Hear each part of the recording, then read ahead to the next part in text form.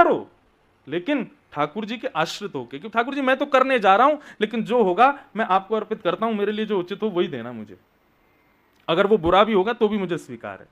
इस प्रकार से ठाकुर जी के चरणों में जाओ। भगवान ने गीता में एक बार भी नहीं कहा कि अर्जुन तू जीतेगा, कभी नहीं कहा। भगवान केवल ये कहते हैं युद्ध च युद्ध च, युद्ध के लिए ऐसा कर, युद्ध के लिए ऐसा कर। युद्ध माने कर्म के लिए, कर्म कर कर्म कर कर्म कर। भगवान कभी नहीं कहते कि तू जीतेगा, तू बस अपने कर्म पर ध्यान दे, फल क्या मिलेगा ये तू देख लियो अपने आप। ठीक वैसे ही बंधुओं, ये समर्पण, जब तक विश्वास नहीं होगा, संबंध नहीं होगा, तब तक आप ठाकुर जी के प्रति समर्पित नहीं हो पाओगे। आज ब्रजवासियों का विश्वास दृढ़ हो गया ठाकुर जी पर, और सबने अपने इष्ट के रूप में गोवर्धन नाथ को स्वीकार किया, तो विश्वास भी हो गया, संबंध भी हो गया, और फिर उसके बाद में सब ब्रजवासियों ने आत्मनिवेदन कर दिया, पूर्ण समर्पण कर दिया। तब जब गड़गड़ करके बादलों ने आकर के ब्रजमंडल पर आक्रमण किया, मोटी मोटी बूंद की धारें गिरने लगी, हुआ क्या था, 56 भोग में से कुछ सामग्री नारद जी लेके चले गए, और लेते गए, खाते खाते पहुंच गए इंद्रलोक, और इंद्र से जाकर के बोले, इंद्र जरा हाथ आगे करो। इंद्र ने हाथ आगे किया तो बोले लो मोहन थार खाओ। इंद्र ने मोहन थार खाई, बोले बहुत बढ़िया स्वादिष्ट है महाराज, ब्रास की खुशबू आ रही है इसमें से, और ये कहाँ से लेके आए हो आप? बोले बढ़िया लग रही है। बोले बहुत बढ़िया लग रही है, और खाओगे? बोले हाँ खिलाओ। लो अब तुम ये कलाकंद खाओ। कलाकंद खा ली। बोले बताओ तो सही कहाँ से लाए? बोले बढ़िया लगा ना? बोले हाँ ले पेठा खाओ। खिलाते गए, जब इंद्र बिल्कुल आनंदित हो गया, बोले महाराज बताइए किस हलवाई ने बनाया ये? बोले ब्रजवासियों ने बनाया था। बनाया तो था तुम्हारी इस पूजा के लिए, लेकिन अंत समय में एक अन्य देव उनके सन्मुख आ गया और वे उसकी पूजा कर रहे हैं, तो उसी खुशी की ये मिठाइयां बट रही थी, तो मैंने सोचा तुमको भी खिला दूं थोड़ी सी। इंद्र बोला ब्रजवासियों ने मेरी पूजा छोड़ दी। हाँ देख लो। इंद्र ने आकाश से जब देखा तो महाराज सब 4 भुजा वाले गोवर्धन नाथ की पूजा कर रहे हैं, उन्हीं को वंदन कर रहे हैं, अपने हाथों से जा करके खिला रहे हैं, और ठाकुर जी खूब कहते हैं लाओ ब्रजवासियों भोग, अरे मैया यह लेके आ, अरे मैया वाह लेके आ। गोवर्धन नाथ खुद कह करके बोल रहे हैं। इंद्र बोला इन ब्रजवासियों को पता नहीं है इन्होंने क्या किया है, अब ये जीवित नहीं बचेंगे। सांवर्तक ऋतुओं को आक्रमण करने के लिए भेज दिया। सांवर्तक ऋतु तब आती है जब प्रलय आने वाला होता है। सांवर्तक ऋतु के बारे में श्रीमद् भागवत में लिखा है कि काले बादल इतने काले होते हैं कि वे रात्रि के अंधेरे के समान दिखते हैं। दूसरी बात, जब वो बरसते हैं तो पहले तो गरजने की बताई, बोले उनकी गर्जाहट इतनी तीव्र होती है कि छोटे बालक और अत्यंत वृद्ध लोग तो उसकी गर्जना से ही प्राण त्याग देते हैं। और वर्षा इतनी भयंकर होती है कि एक बूंद हाथी के सूंड के समान होती है। जब प्रलयकालीन मेघमालाएं आती हैं प्रलय से पहले, ऐसे मेघमालाओं को भेज दिया इंद्र ने, जाओ जाकर के ब्रजमंडल पर इतनी वर्षा करना कि पूरा ब्रजमंडल डूब जाए, यमुना और ब्रज में कोई भेद ना रह जाए। ऐसी स्थिति में ब्रजवासियों ने आत्मनिवेदन समर्पण किया। किसको? गिरिराज जी को। सब लोग गिरिराज जी को भोग लगा रहे थे। ग्वाल बाल सब ठाकुर जी की ओर देखें और फिर गिरिराज जी को देखें, फिर ठाकुर जी को देखें, फिर गिरिराज जी को देखें। ठाकुर जी बोले कहा भयो देवता सुंदर है ना? बोले देवता तो लाला सुंदर है, लेकिन नेक नेक तोते शक्ल मिल रही है देवता की। ऐसा लग रहा हो जैसे तेरे ही 4 हाथ प्रकट है गए हो, तू ही ऊपर खड़ा हो। अरे लाला सही सही बताइए तेरी शक्ल क्यों मिल रही है यार? ठाकुर जी बोले अरे तू नहीं जाने, मैं अपनी गैया चरावे यही गोवर्धन पर्वत पे आता हूं ना, तो जा गैया को दूध मैंने पियो, वही गैया को दूध ये देवता पीवे, या हमारे हम दोनों उनकी शक्ल एक जैसी। श्रीदामा बोलो ये कोई बात ना हो कर। क्यों? अच्छा श्रीदामा एक बात बता, तेरी शक्ल और तेरी बहन की शक्ल मिले कि ना मिले? बोले हाँ मिले तो है। क्यों? क्योंकि तुम दोनों ने एक ही मैया को दूध पियो। बोले हाँ लाला बात तो ठीक है, लेकिन लाला गैया को दूध तो बछड़ा भी पीवे, बाकी शक्ल क्यों ना मिले हमते? ठाकुर जी बोले अब ज्यादा दिमाग मत लगा, बस यही हमारे मिले हमारी शक्ल। मतलब आप एक चीज देखना, इतनी बड़ी बड़ी क्रियाएं हो गई ब्रजवासियों को, लेकिन संशय नहीं होता ठाकुर जी पे कि ये भगवान तो नहीं है। और ठाकुर जी इतनी आसानी से सरल भाव में कह देते हैं, ब्रजवासी उसी को मान लेते हैं। यही तो प्रेम है। प्रेम में तर्क नहीं होता, प्रेम में वितर्क नहीं होता, कुतर्क नहीं होता, प्रेम में सहज स्वीकार होता है। प्रेमी जो कह दे उस बात का। जहां तर्क जन्म ले लेता है ना, देखो तर्क होना चाहिए, प्रेमी का अधिकार है कि वो तर्क कर सकता है, लेकिन तर्क के बाद में फिर सामंजस्य भी तो होना चाहिए। आजकल हम तर्क तो करते हैं, लेकिन तर्क करने के बाद में हम यह भी सिद्ध करना चाहते हैं कि तुम श्रेष्ठ नहीं हो, चाहे अपने माता पिता के प्रति हो, चाहे अपने बहन बंधुओं के प्रति हो, भाइयों के प्रति हो, अपने प्रियतम के प्रति हो, अपनी प्रियतमा के प्रति हो। हम तर्क तो करते हैं, लेकिन अंत में उत्तर क्या निकलता है? कुछ भी नहीं, वो तर्क फिर आ जाता है। लेकिन प्रेम में कुतर्क तर्क नहीं होता। वे सब ब्रजवासी कहते हैं लाला कह रहे हो तो ऐसा ही होगा, मान जाते। इतने में ही काले काले बादलों ने आकर के जब गर्जना करनी शुरू की, सब ब्रजवासी बोले लाला हमें तो पहले ही लग रही है इंद्र नाराज हो जाएगा, और अब वही है गए, देख कैसी काली काली मेघमाला आ रही है, लाला रक्षा करनी पड़ेगी अपनी। सब ब्रजवासी इनकी। ठाकुर जी बोले जिनकी शरण में आए हो उन पर पूर्ण विश्वास और पूर्ण समर्पण रखो, वो तुम्हारी रक्षा करेंगे। अपने विश्वास को इतनी आसानी से खंडित मत होने दो ब्रजवासियों। जिनकी शरण में आए हो उनसे प्रार्थना करो। सब ब्रजवासी गोवर्धन नाथ से प्रार्थना करने लगे, हे गोवर्धन नाथ, हम आपकी शरण में हैं, हमारी रक्षा करो। जैसे ही मेघमालाएं गिरने लगी, सब ब्रजवासी आंख बंद करके भीगते जा रहे हैं और गोवर्धन नाथ से प्रार्थना करते जा रहे हैं। इतने में ही एक ब्रजवासी बोलो, अरे अरे देखो देखो, जल्दी नेत्र खोल के देखो, कहां भयो।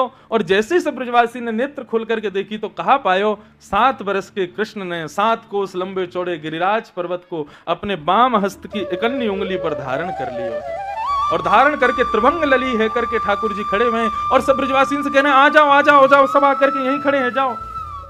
सब ब्रजवासी दौड़ करके गए, चारों तरफ से ठाकुर जी को घेर लिया। सबने अपने अपने बांस बल्ली ऐसे लगा ली और मानो गिरिराज जी के नीचे एक एक एक एक, एक परत जैसी बना दी हो बल्लियों की। परंतु सब देख रहे हैं ठाकुर जी की उंगली की तरफ। लाखों ब्रजवासी हैं, पूरा ब्रजमंडल था वहां पे। शेषनाग ने आकर के गिरिराज जी की सीमा में आकर के एक बांध बना लिया। सुदर्शन चक्र गिरिराज पर्वत के ऊपर इतनी द्रुत गति से चल रहा है कि ऊपर से गिरने वाला जल दूर की ओर जा रहा है। अगस्त मुनि आए, आकर के एक कोने में बैठ करके बाहर से आने वाले जल को पीते जा रहे हैं, और ठाकुर जी ब्रजवासियों की रक्षा कर रहे हैं। सब ब्रजवासी 4-5 घंटे तक तो मौन रहे, चुप बिल्कुल, और ठाकुर जी को देख रहे हैं। ठाकुर जी मंद मंद मुस्कुरा रहे हैं, कभी यहाँ ग्वाल वालों को देखें, कभी वहां गोपियों को देखें, कभी दूर खड़ी गैयाओं को देखें, और सबको देख करके ठाकुर जी मंद मुस्कुरा रहे हैं। सब ब्रजवासी साहस नहीं कर रहे पूछने का कि भैया ये हुआ क्या है, ये कैसे उठा लियो लाला ने इतना बड़ा पर्वत। कितने वर्ष के हैं? 7 वर्ष के हैं ठाकुर जी। कल जो लाला यहाँ गोवर्धन पर्वत उठा रहे थे उनकी आयु कितनी है? 5। और सोचो उनसे 2 साल बड़े। और 7 वर्ष का बालक देखने में कितना नाजुक लगता है, कितना बिल्कुल ऐसा लग सकता है कि कोई विशेष कार्य कर पाएगा, नहीं कर सकता। लेकिन ठाकुर जी खड़े। एक ब्रजवासी बोले सुनो, तुम सब चुप क्यों हो? बोले हम हमारे चुप हैं भैया, गिरिराज जी नीचे आ जाएंगे यदि लाला से बात करी तो। बोले क्यों? बोले लाला की नख पे ही तो हैं गिरिराज जी।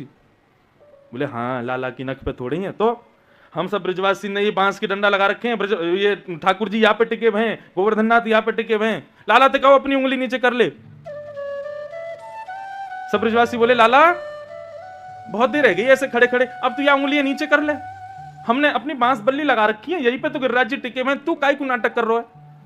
ठाकुर जी बोले अच्छा मैं नाटक कर रहा हूं? बोले हाँ, या को नीचे कर।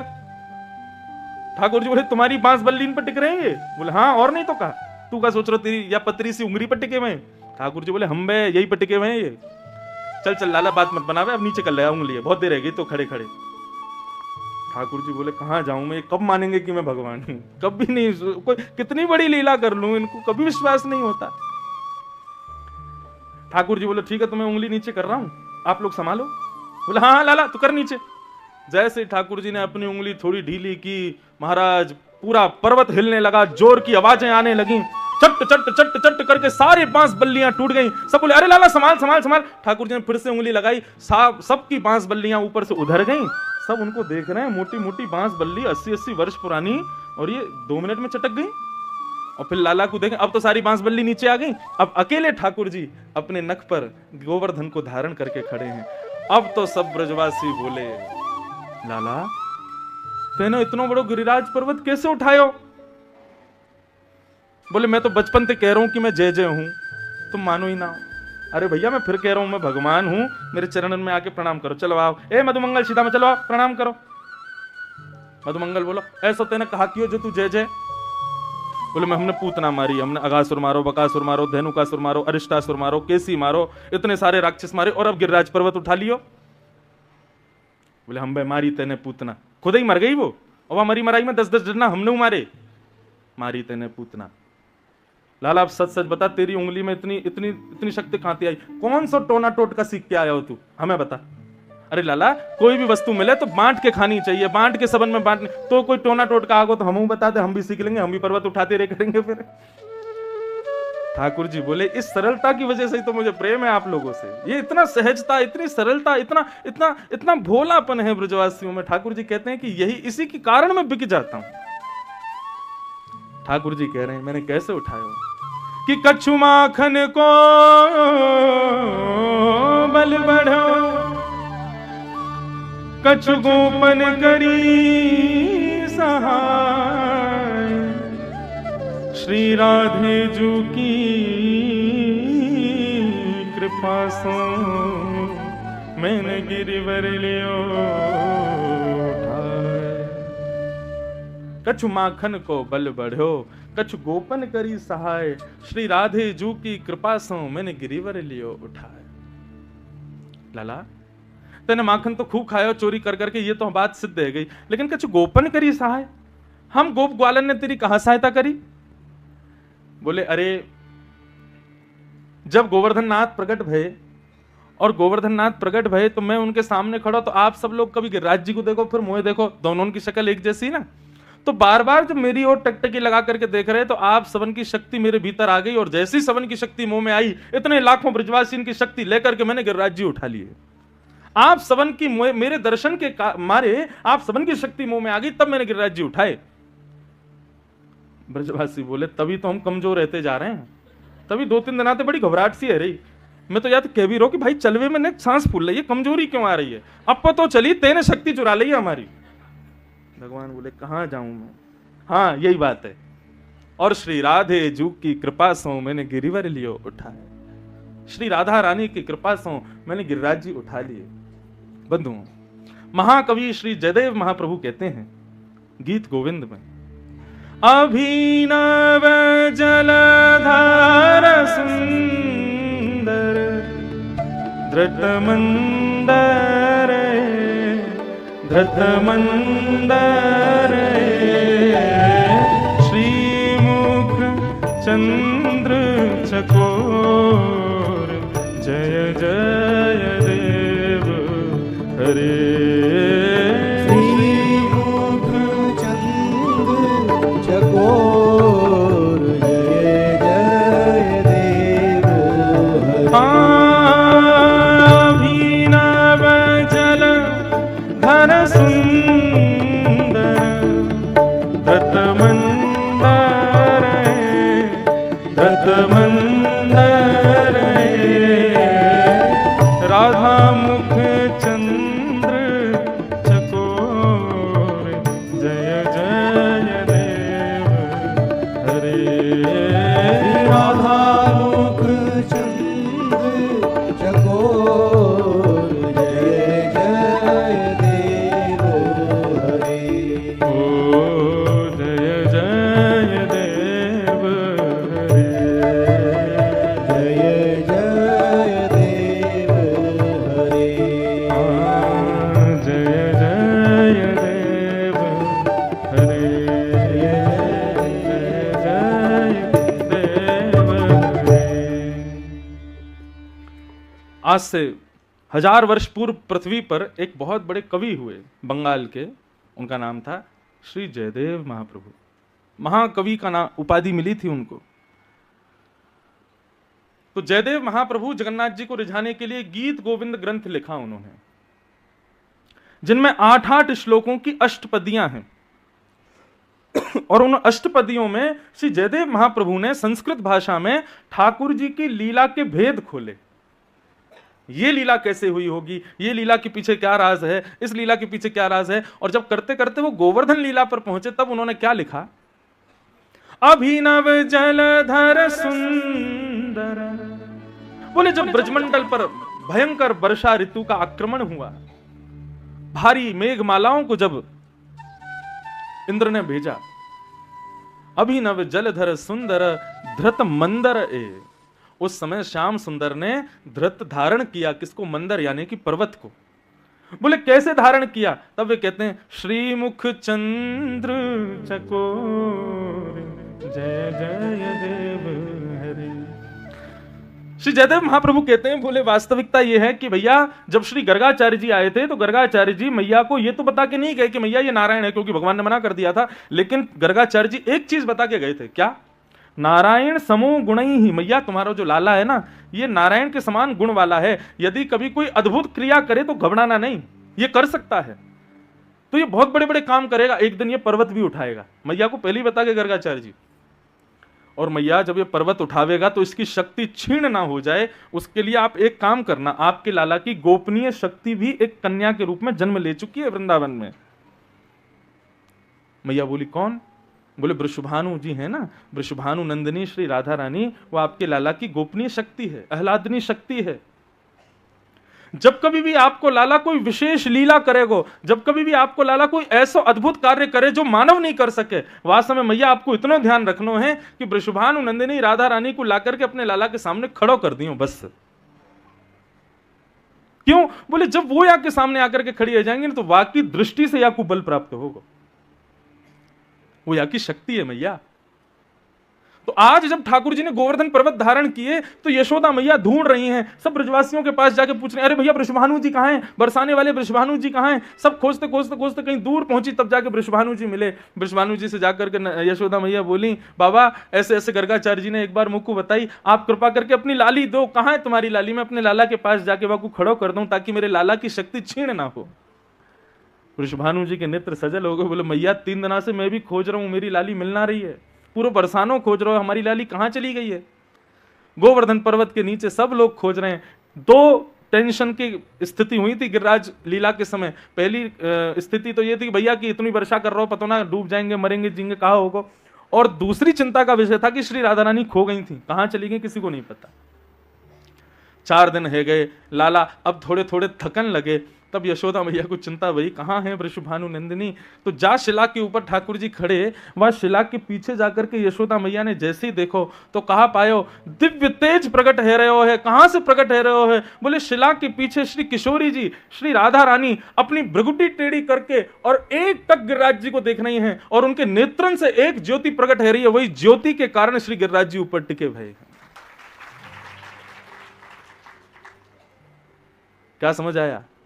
वास्तव में गिरिराज धरण हमारे कन्हैया नहीं है, श्री राधा रानी है।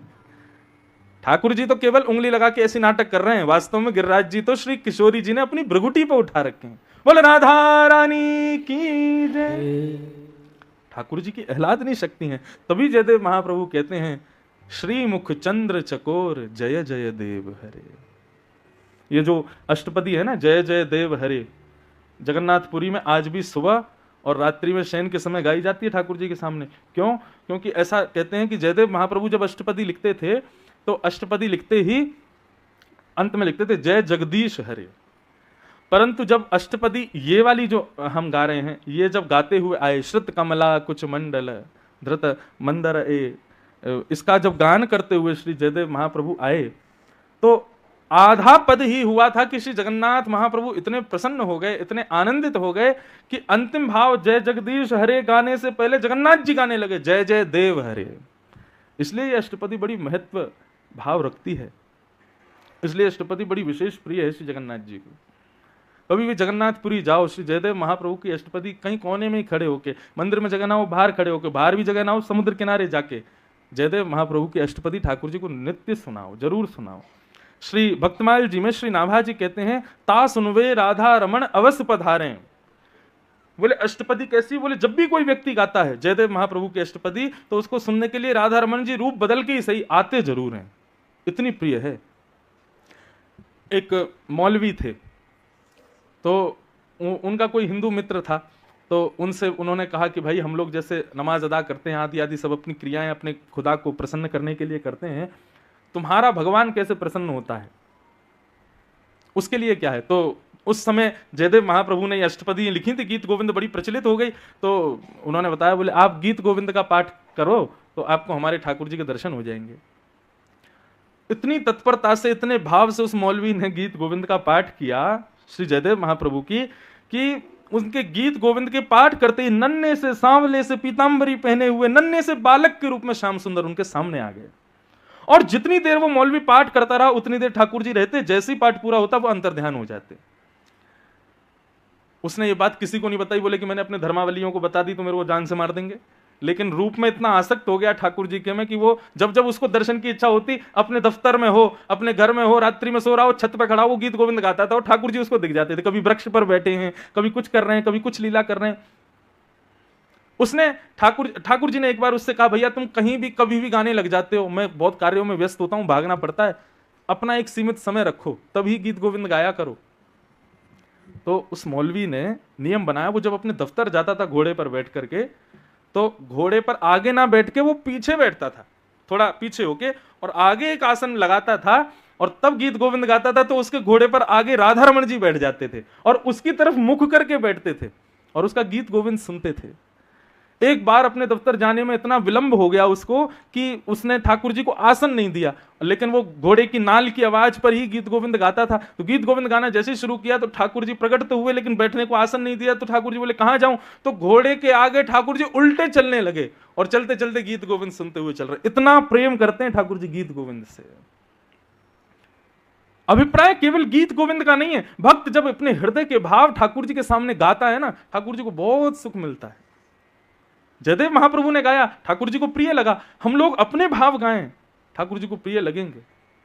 मैंने ठाकुर जी के जन्मोत्सव पर एक बधाई लिखी थी ठाकुर जी को सुनाने के लिए, और वो इतनी प्यारी बधाई है, मैं इसलिए गा रहा हूं ताकि आप लोग भी, अब ये कथा कल विराम हो जाएगी, उसके बाद क्या करो, कल अपने दफ्तर जाओ, अपने दुकानों पे जाओ, अपनी जॉब वॉब जो भी करो, समय निकाल के कलम पत्र लेके ना ठाकुर जी के भाव रख करके, कथा तो सुनी है, कुछ लिखा करो और लिख के ठाकुर जी को गा के सुनाया करो। तो जन्माष्टमी थी, ठाकुर जी का जन्मदिन, अब सब बधाई मांग रहे हैं, हाथी मांग रहे हैं, घोड़ा मांग रहे हैं, जो जन्माष्टमी के प्रसंग में आता है, पालकी मांग रहे हैं, सोने चांदी मांग रहे हैं। लेकिन दास के मन में एक भाव आया, मैं ठाकुर जी से सोना चांदी हीरे जवाहरात गाड़ी घोड़ा परिवार ये सब क्या मांगना, क्या मांगना है। तब एक भाव ठाकुर जी के लिए लिखा, बधाई में हे नाथ, बधाई में आप यदि मुझको कछु देनो चाहो तो एक ही वस्तु दो।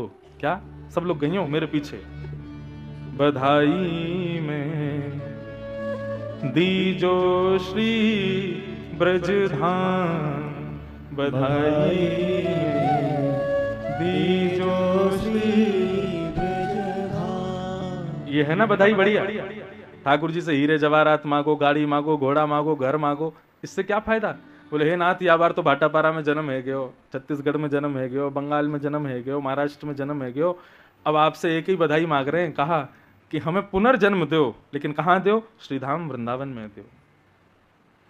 और वहां हम क्या बनना चाहते हैं? वन उपवन और मोर बानर में, वन उपवन और मोर बानर। अभी भी समय है, यदि ये तो मेरे हृदय का भाव है, मैंने गाया है, आपको लग रहा हो नहीं नहीं हमको तो मोर बानर बनना ही नहीं है, तो मत गाना आगे की पंक्ति। आपको लग रहा हो नहीं नहीं हमको ऐसा मोर बानर वन उपवन में कुछ नहीं चाहिए, लेकिन जिनको चाहिए वो गाओ। वन उपवन और मोर बानर में, वन उपवन और मोर बानर में, कहीं लिख लीजो मेरो नाम, कहीं लिख लीजो मेरो नाम, बधाई में दीजो श्री ब्रज धाम, बधाई में दीजो श्री ब्रज धाम। ऐसे भाव जब गाते हैं ना, मैं सच बताऊं, जब अपने ठाकुर जी के सन्मुख गाता हूं इस भाव को, जब जन्माष्टमी होती है या कोई भी उत्सव होता है ना, तो सबको तो मैं बधाई बांटता हूं, प्रसाद बांट दिए, थोड़े बहुत नोट बांट दिए, थोड़े बहुत कछु सामग्री बांट दी, अब मैं ही रह जाता हूँ, बांटने वाले को कौन दे। तो मैं अपने ठाकुर जी से मांगता हूँ, लाओ मोए बधाई दो। और बधाई में क्या चाहिए? बोले दीजो श्री ब्रज धाम, या ये ब्रजमंडल बार बार मिले, बेर बेर मिले, या वृंदावन की ही सीमा प्राप्त हो, हे नाथ ऐसी कृपा कर दियो। अपने भाव उद्गार ठाकुर जी के सामने गाया करो, ठाकुर जी को प्रिय लगते हैं। कुछ भी गाओ, कैसे भी गाओ, किसी को मत सुनाओ, क्योंकि दूसरे लोग रीझेंगे नहीं, वो जरूर रीझ जाएंगे, उनको जरूर अच्छा लगेगा। तो ठाकुर जी ने गिरिराज पर्वत धारण किए, 7 दिन 7 रात्रि तक ठाकुर जी ने गिरिराज पर्वत को धारण किया। 7 दिन बाद इंद्र को जब लगा कि अब ब्रजमंडल डूब गया होगा, तो कहा कि भैया अगर ब्रजमंडल डूब गया हो तो वर्षा बंद कर दो। सैनिकों ने आकर के बताया, बोले महाराज ब्रज में तो धूल उड़ रही है। बोले धूल उड़ रही मतलब? बोले खुद ही देखो। जैसे ही ऊपर से इंद्र ने देखा, सुदर्शन चक्र इतनी द्रुत गति से घूम रहे हैं, भगवान गिरिराज पर्वत धारण करके खड़े हैं, शेषनाग ने बाहर बांध बना दिया ताकि पानी भीतर ना आवे, और अगस्त मुनि बैठ करके पूरे जल का पान कर रहे हैं, आदि आदि ये सब व्यवस्थाएं ब्रजमंडल में हो गई। इंद्र बोला राम राम, अब तो मेरी वही गति होगी जो ब्रह्मा की हुई। ब्रह्मा को भगवान ने क्षमा नहीं किया, अब मुझे भी नहीं क्षमा करेंगे। तुरंत अपने सब सैनिकों को कहा जल्दी चलो जल्दी चलो। बोले कहां? बोले जाके प्रणाम करेंगे, क्षमा मांगो इनसे। वर्षा जैसे ही बंद हुई, सब ब्रजवासी बाहर आए। ठाकुर जी ने धीरे से गिरिराज पर्वत को यथावत स्थान पर स्थापित किया। श्री कृष्णदास जी का एक पद है, यदि वो पद गाए बिना ठाकुर जी की गिरिराज लीला विराम होगी ना तो मुझे अच्छा नहीं लगेगा, इसलिए ये पद तो मैं जरूर गाऊं। यह भी एक रास लीला है बंधुओं। देखो कितने सुंदर शब्दों में पिरोया है संपूर्ण गिरिराज लीला को। आप दर्शन करना, शब्द सुनिएगा। कान्हा कुंवर के कर पल्लव पर मानो गोवर्धन नृत्य करे। कान्हा कुंवर के कर पल्लव पर मानो गोवर्धन नृत्य करे। समझ में आ रहा है भाव? कृष्णदास जी ऐसा वर्णन कर, श्री नंददास जी का पद है। नंददास जी कह रहे हैं, बोले कान्हा कुंवर के कर पल्लव, कर माने हाथ, पल्लव यानी कि उंगलियों पर, मानो गोवर्धन नृत्य करे। श्री गिरिराज जी नृत्य कर रहे हैं और ठाकुर जी अपनी उंगली पर धारण करके बैठे हैं। ये स्थिति कब की है? बोले जब बहुत दिन तक वर्षा होती रही, ब्रजवासी थक गए, हार गए, कुछ सो गए, कुछ बैठे हैं, कुछ नीचे नजर करके बैठे हैं, लेकिन ठाकुर जी को सुस्ती नहीं आई है। ठाकुर जी तो गिरिराज जी के संग में आनंद कर रहे हैं, उनको रास लीला करा रहे हैं अपनी उंगलियों के ऊपर। तब नंददास जी लिखते हैं, कान्हा कुंवर के कर पल्लव पर मानो गोवर्धन नृत्य करे। कान्हा कुंवर, सब लोग गाओ। पल्लव पर मानो गोवर्धन नृत्य करे। ज्यों ज्यों तान उठत मुरली की, ज्यों ज्यों तान उठत मुरली। मुझे वो दृश्य कभी कभी अनुभव होने लगता है। ठाकुर जी की उंगली पर गिरिराज जी नृत्य कर रहे हैं और उस नृत्य को देख करके ठाकुर जी के कमर में बंधी हुई वंशी अपने आप बजने लगती है, उसमें अपने आप स्वर प्रकट। अब कोई नृत्य करे तो स्वर भी होना चाहिए ना। अब देखना इस पद में स्वर भी आएंगे, ताल भी आएंगे, मृदंग भी बजेंगे और प्रकाश भी होगा, सब कुछ होगा। तो जैसे ही वंशी बजने लगती है ठाकुर जी उसको उठाते हैं। एक हाथ से तो गिरिराज जी उठा रखे हैं और दूसरे हाथ से ठाकुर जी वंशी भी बजा रहे हैं। ज्यों ज्यों तान उठता मुरली की, ज्यों ज्यों तान उठत मुरली। तो त्यों लालन अधर धरे, मानो गोवर्धन नृत्य करे। कान्हा कुंवर के कर पल्लव पर मानो गोवर्धन नृत्य करे। अब वंशी बजने लगी, गिरिराज जी नृत्य कर रहे हैं, तो यह देख करके आकाश के बादल जब गरजते हैं आपस में टकरा करके, तो मानो जैसे वे मृदंग बजा रहे हो, ताल दे रहे हो गिरिराज जी को नाचने के लिए।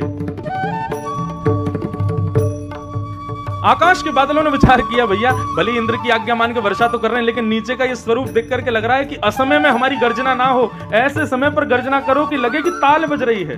और उस ताल पर श्री गिरिराज जी नृत्य कर रहे हैं। आहा, मेघ मृदंगी मृदंग बजावत, मेघ मृदंगी मृदंग बजावे। कामिनी दम के मानो दीप जले, मानो गोवर्धन नृत्य करे। कान्हा कुंवर के कर पल्लव पर मानो गोवर्धन नृत्य करे। मानो गोवर्धन नृत्य करे, मानो गोवर्धन नृत्य करे। ठाकुर जी नृत्य करा रहे हैं श्री गोवर्धन नाथ को, और जैसे ही ये दृश्य ग्वाल वालों ने दिया तो ग्वाल वाल क्या कर रहे हैं? ग्वाल ताल देनी को गावे। जैसे ही देखा कि ठाकुर जी के कर पल्लव पर गिरिराज जी नाच रहे हैं तो ग्वाल वाल भी ताल दे दे करके, कान पे हाथ लगा लगा करके स्वर गा रहे हैं, गिरिराज जी को नृत्य करा रहे हैं। गायन के संग सुर जो भरे। आहा, पीछे कोरस कौन कर रहा है? बोले गैया कोरस कर रही है, वंशी के पीछे पीछे गा रही हैं, स्वर लगा रही हैं। कौन नाच रहे हैं? बोले गोवर्धन नाथ नाच रहे हैं। और यह दृश्य देख करके देत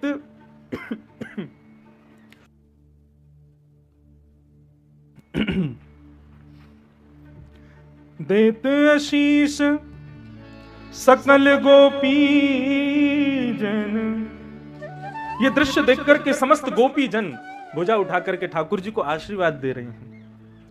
बरखा को जल अमित झरे, मानो गोवर्धन नृत्य करे। अति अद्भुत अवसर गिरिधर को, नंददास के दुख हरे। मानो गोवर्धन नृत्य करे। ये अष्ट सखाओं के पद हैं बंधु। ठाकुर जी को ये इतने प्रिय हैं, इतने प्रिय हैं कि यदि आज भी कोई उनके सन्मुख बैठ के भाव से गाए ना, नाथ आज भी प्रसन्न हो जाते हैं। आज भी नाथ द्वार में उठेंगे तो अष्ट सखाओं के पद से, भोजन करेंगे तो अष्ट सखाओं के पद से, तैयार होंगे तो पद से, सोएंगे तो पद से। बिना पद के ठाकुर जी की कोई लीला नहीं होती नाथ द्वारा में, हमारे उसीधाम वृंदावन में। ऐसे पदों की ये सेवा है, इसको नित्य गाया करो, अपने ठाकुर जी को सुनाया करो कुछ कुछ पद निकाल के। तो इस प्रकार ठाकुर जी ने गिरिराज जी को धारण किया और इंद्र के आगमन पर ठाकुर जी ने पुनः गिरिराज जी को यथावत स्थापित कर दिया और ब्रजवासी सब घर को जाने लगे। भगवान एकांत में इंद्र के पास गए। इंद्र ने चरण में झुक करके भगवान की स्तुति गाई और भगवान से क्या कह रहे हैं? ठाकुर जी मुझे दंड दीजिए। पिता गुरुस्तम जगतामधीशो, दुरत्ययः काल उपात्त दंड। हिताय स्वेच्छा तनुभि समीहसे, मानं विधुन्वन् जगदीश मानिना। गुरु को चाहिए और पिता को चाहिए अपने शिष्य को, अपने पुत्र को ज्यादा लाड़ प्यार ना किया करे। यदि आप गुरु बन गए हो, यदि आप किसी के पिता हो, आप पुत्र या पुत्री आपके वश में हैं, तो आपको चाहिए कि उनको ज्यादा लाड़ प्यार ना किया करे। हाँ, क्योंकि हमारे शास्त्र क्या करते हैं? लालनाथ बहुबो दोषात, लाड़ करने से बहुत दोष आ जाते हैं बालकों में। और ताड़नाथ बहुबो गुणा, ताड़ना करने से खूब गुण आ जाते हैं बालकों में। इसलिए क्या करो? बोले तस्मात् पुत्रम च शिष्यम च, इसलिए पुत्र के प्रति, शिष्य के प्रति ताड़ेत न तु लाड़ेत, ज्यादा लाड़ प्यार मत करो, बिगड़ जाएगा नहीं तो वो। और कब कब लाड़ करना चाहिए, कब कब उसको दुत्कारना चाहिए, ये भी लिखा है। बोले लालयेत 5 वर्षाणी, केवल 5 वर्ष तक लाड़ करो। जैसे ही 5 साल का हो जाए फिर 10 वर्षाणी ताड़येत, और प्राप्ते तु 16 वर्षे पुत्रम मित्र वदाचरेत। सबसे बढ़िया समय है बालकों को सुधारने का 6 वर्ष की आयु से लेकर के 16 वर्ष की आयु तक। इसमें आप जैसा मोल्ड कर दोगे बच्चों को वैसे हो जाएंगे। और यदि इसमें आपने उन पर ध्यान नहीं दिया तो फिर सीताराम है उसके, भूल जाओ, कुछ नहीं हो पाएगा फिर। भगवान भरोसे है, राम भरोसे छोड़ देना फिर। लेकिन